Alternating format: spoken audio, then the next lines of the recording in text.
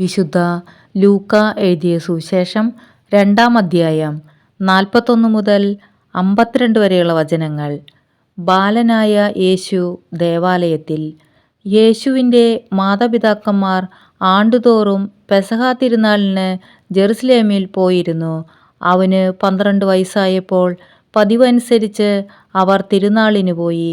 തിരുനാൾ കഴിഞ്ഞ് അവർ മടങ്ങിപ്പോന്നു. എന്നാൽ ബാലനായ യേശു ജെറുസലേമിൽ തങ്ങി. മാതാപിതാക്കന്മാർ അത് അറിഞ്ഞില്ല. അവൻ യാത്രാസംഘത്തിൻ്റെ കൂടെ കാണും എന്ന് വിചാരിച്ച് അവർ ഒരു ദിവസത്തെ വഴി പിന്നിട്ടു. ബന്ധുക്കളുടെയും പരിചയക്കാരുടെയും ഇടയിൽ അന്വേഷിച്ചിട്ട് കാണായ്കയാൽ യേശുവിനെ തിരക്കി അവർ ജെറുസലേമിലേക്ക് തിരിച്ചുപോയി. 3 ദിവസങ്ങൾക്ക് ശേഷം അവർ അവനെ ദേവാലയത്തിൽ കണ്ടെത്തി. അവൻ ഉപാധ്യായന്മാരുടെ ഇടയിലിരുന്ന് അവർ പറയുന്നത് കേൾക്കുകയും അവരോട് ചോദ്യങ്ങൾ ചോദിക്കുകയും ചെയ്യുകയായിരുന്നു. കേട്ടവരെല്ലാം അവൻ്റെ ബുദ്ധിശക്തിയിലും മറുപടികളിലും അത്ഭുതപ്പെട്ടു. അവനെ കണ്ടപ്പോൾ മാതാപിതാക്കൾ വിസ്മയിച്ചു.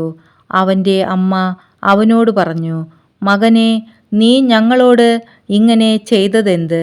നിന്റെ പിതാവും ഞാനും ഉത്കണ്ഠയോടെ നിന്നെ അന്വേഷിക്കുകയായിരുന്നു."